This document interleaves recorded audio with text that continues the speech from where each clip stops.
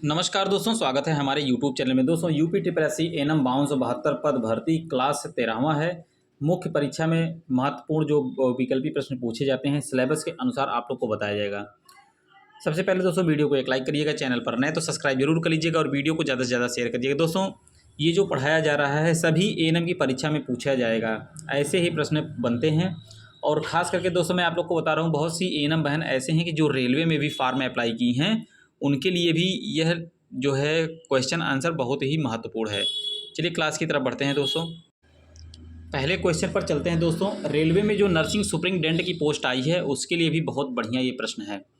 पहला क्वेश्चन है, अंडाशय में स्रावित होने वाला महिला हार्मोन कौन सा होता है? दोस्तों बहुत बढ़िया क्वेश्चन है, अंडाशय में स्रावित होने वाला। चलिए दोस्तों फटाफट आप लोग जो है आप लोग भी करते जाइए, मैं भी जो है कर रहा हूँ। इसमें पहला क्वेश्चन इसमें है दोस्तों एस्ट्रोजन हार्मोन होगा। क्वेश्चन नंबर दूसरे पे चलते हैं।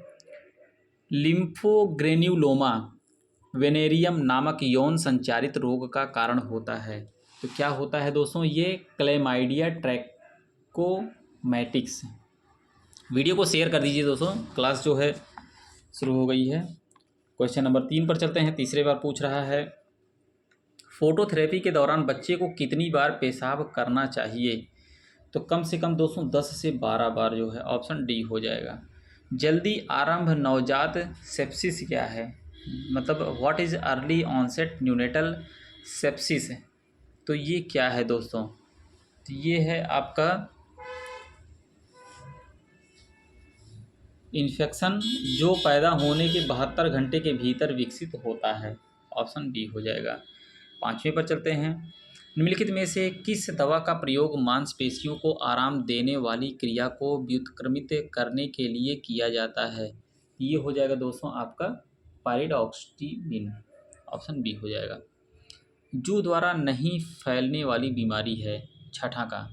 तो दोस्तों जू द्वारा जो है क्यों फीवर नहीं फैलता है? बाकी आपका एपिडेमिक टाइफस, रिप्लेसिंग फीवर और ट्रेंच फीवर ये सब होते हैं दोस्तों जू से, लेकिन एक वही क्यों फीवर नहीं होता है। इसमें दिया दोस्तों एस्पिरिन का रासायनिक नाम क्या है? बहुत बढ़िया क्वेश्चन। क्वेश्चन नंबर 7वां, तो एसिटाइल सैलिसिलिक एसिड होता है एस्पिरिन का नाम, ऑप्शन बी हो जाएगा। ये मोस्ट इंपॉर्टेंट क्वेश्चन है दोस्तों, ऐसे ही पूछे जाते हैं, पिछली बार ऐसे ही प्रश्न बने थे। निम्नलिखित में से को छोड़कर सभी संवेदनाहारी एजेंट हैं, तो दोस्तों इसमें जानते हैं संवेदनाहारी का मतलब ये होता है दोस्तों वो सेंसिटाइजिंग एजेंट जिसको बोलते हैं। तो यही आपका डाई एथाइल ईथर को छोड़कर बाकी आपका थियोपेंटल सोडियम, मॉर्फिन और मेपेरिडॉन ये सब जो होते हैं तीनों जो है दोस्तों ये सेंसिटाइजिंग एजेंट है, लेकिन खाली ये आपका जो है डी वाला नहीं है। एक रेसिडेंट ने 3 mg मॉर्फिन जिसमें एक 10 ml एपिड्यूरल इन्फ्यूजन का एक शीर्ष 0.1% रेपीवैक्सीन के साथ दिया है। निम्न में से किस लक्षणों को देखते हुए तत्काल कार्रवाई करना चाहिए? बहुत बढ़िया है दोस्तों, 3 mg का मॉर्फिन दिया गया है, एपिड्यूरल इन्फ्यूजन दिया गया है, तो उसको ये देखना है कि दिया गया है तो उसको उलझन ना हो दोस्तों, ठीक है?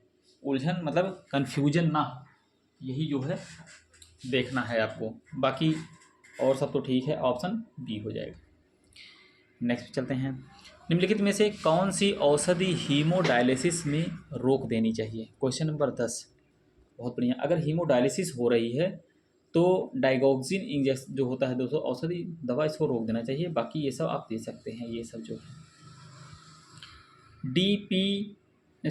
पीडीपी के तेज घटना चक्र में पसंद की दवा है। पीडीपी के जो है दोस्तों drug of choice for rapid cycling PDP, तो लिथियम होता है, ऑप्शन ए हो जाएगा। नेक्स्ट पे चलते हैं दोस्तों। 12वां क्वेश्चन है, किस विटामिन की कमी से जन्म से पूर्व न्यूरल ट्यूब दोष संबंधित है? देखिए दोस्तों फोलिक अम्ल, यही जो है जन्म से पूर्व जो होता है यही फोलिक अम्ल यही जो है दोष होता है, ऑप्शन बी हो जाएगा। नेक्स्ट पे चलते हैं। 13वां क्वेश्चन है दोस्तों, निम्नलिखित में से क्या निष्क्रिय टीकाकरण के लिए प्रयोग किया जाता है? इसमें पूछ रहा है। तो इसमें देखिए दोस्तों human sera and human animal sera जो है यही निष्क्रिय के टीकाकरण के लिए यूज किया जाता है। क्वेश्चन नंबर 14 पे चलते हैं। गंदा पानी जिसमें कठोर एवं अर्ध घुलनशील मल हो कहलाता है। क्वेश्चन नंबर 14वां देखिए, गंदा पानी जिसमें कठोर एवं अर्ध घुलनशील मल हो उसको हम सीवेज कहते हैं। ऑप्शन ए हो जाएगा। ओआरएस में सामग्री मोस्ट इंपॉर्टेंट, इसको रट लीजिएगा दोस्तों। ओआरएस में क्या क्या रहता है, कौन कौन चीज़ रहती है, क्वेश्चन नंबर 15वां है। तो ओआरएस में दोस्तों सोडियम क्लोराइड होता है, पोटेशियम क्लोराइड होता है, ट्राई सोडियम साइट्रेट होता है, और आपका ग्लूकोज होता है, वाटर होता है। इतना जो है दोस्तों होता है, आपको याद रखना है। ओआरएस बहुत से लोग पीते हैं, डिहाइड्रेशन के लिए दिया जाता है। DOTS डॉट्स कार्यक्रम 2 चरणों में संपन्न होती है। इंटेंसिव चरण कितने समय का होता है? 2 चरण में होता है दोस्तों, एक इंटेंसिव होता है, एक एक्सटेंटिव होता है। तो इंटेंसिव चरण जो होता है वो कितने में होता है दोस्तों? 2 माह का होता है। Option C. जननी सुरक्षा योजना को किसके तहत शुरू किया गया था? क्वेश्चन नंबर 17वां बहुत बढ़िया है।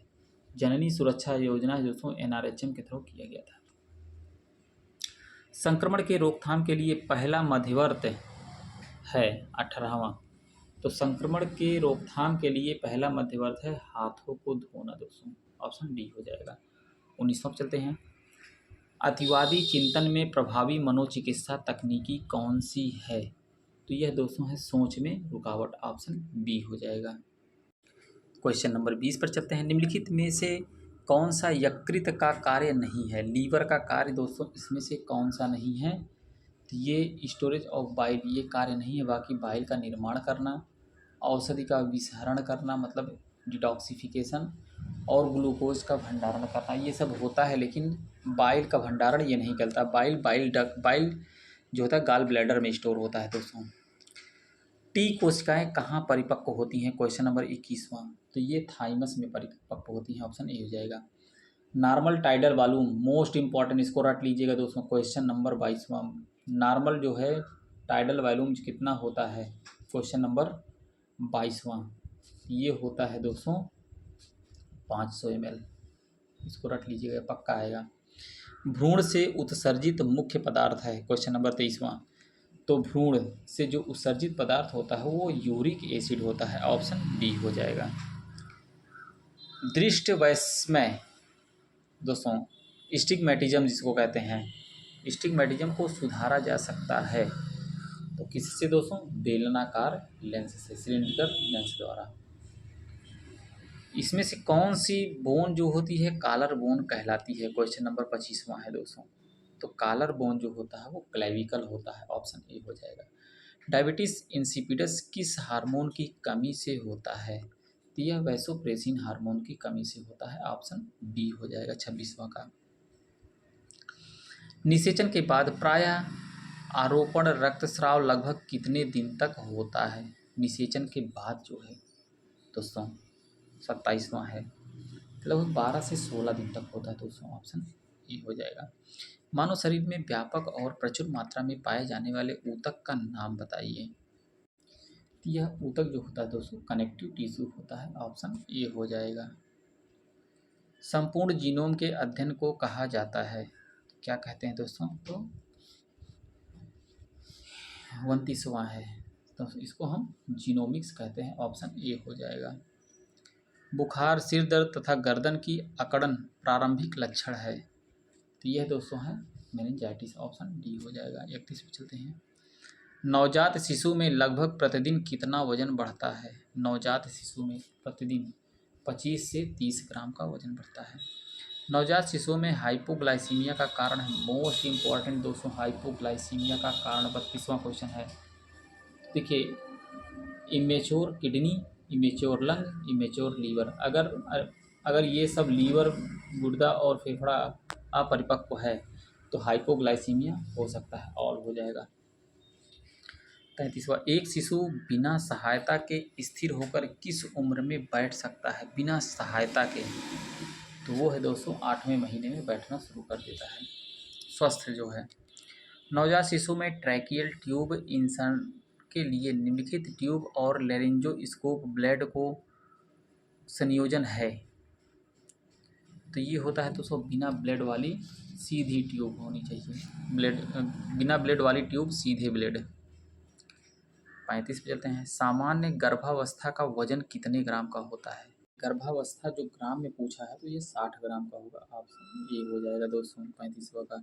36 पे चलते हैं। कंठशूल रोग पर नियंत्रण रखने हेतु निम्नलिखित में से कौन सी दवा जीभ के नीचे प्रविष्ट की जाती है? तो होती है दोस्तों नाइट्रोग्लिसरीन। ऑप्शन सी हो जाएगा। डाइजॉक्सिन नहीं दी जानी चाहिए यदि रोगी को क्या है दोस्तों ब्रेडिकार्डिया मतलब उसका हार्टबीट बढ़ा हुआ है। अल्प ग्लूकोज रक्तता की शुरुआत चिन्ह क्या है? 38वां क्वेश्चन। अल्प ग्लूकोज है दोस्तों डायफोरेसिस अत्यधिक पसीना आना। अगर हाइपोग्लाइसीमिया है तो पेशेंट को बहुत पसीना आएगा। टाइफाइड में शरीर का कौन सा भाग प्रभावित होता है? मोस्ट इम्पॉर्टेंट इसको रख लीजिएगा तो इंटेस्टाइन होता है। ऑप्शन बी हो जाएगा 39वां का। नहीं दोस्तों सॉरी 39वां नहीं। टाइफाइड में शरीर का कौन सा भाग प्रभावित होता है? अफेक्टेड इन टाइफाइड दोस्तों तो वो होता है लीवर। लीवर होता है। ऑप्शन सी हो जाएगा। क्वेश्चन नंबर 40 पर चलते हैं। प्रघाती रक्तल्पता किसकी कमी से होता है? बहुत बढ़िया है क्वेश्चन। तो ऑप्शन डी हो जाएगा साइनेकोबैलामिन से होता है। तो एनीमिया।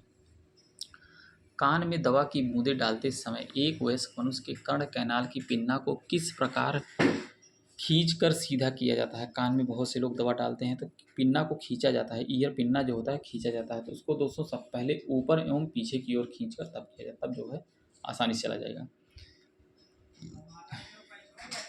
इंसुलिन इंजेक्शन का उपयुक्त आकार होता है तो वो होता है दोस्तों 25G5/8 लॉन्ग होता है इंसुलिन जो इंजेक्शन होता है। घाव से खून बहने की देखभाल करते समय पहला चरण क्या होता है? 43वां। तो पहला चरण जो होता है एक स्वच्छ या रोगाणु रहित ड्रेसिंग के साथ सीधा दबाएं दोस्तों। अगर घाव निकल रहा है तो उसको जो है ड्रेसिंग के साथ कॉटन से, क्लीन कॉटन हो दोस्तों, उससे दबाए रखना होता है जिससे ब्लड बंद हो जाए। क्वेश्चन नंबर 44 पे चलते हैं दोस्तों। पोर्टल सर्कुलेशन संबंधित है। मोस्ट इम्पॉर्टेंट क्वेश्चन है पोर्टल दोस्तों। ऐसे क्वेश्चन लोग छोड़ के चले जाते हैं। पोर्टल सर्कुलेशन किससे संबंधित है? लीवर से संबंधित। ऑप्शन डी हो जाएगा। 45वां चलते हैं। खसरा निम्न के कारण होता है? RNA पैरामिक्सो वायरस से होता है दोस्तों। ऑप्शन बी हो जाएगा खसरा जो होता है। एस्चेरिचिया कोलाई गैस्ट्रो आंत में आमतौर पर पाए जाने वाले बैक्टीरिया का एक प्रकार है जिसके कारण से मूत्राशय में संक्रमण होता है, उसे कहा जाता है। तो उसे जो है कहा जाता है दोस्तों सिस्टाइटिस कहते हैं। ऑप्शन बी हो जाएगा सिस्टाइटिस कहते हैं।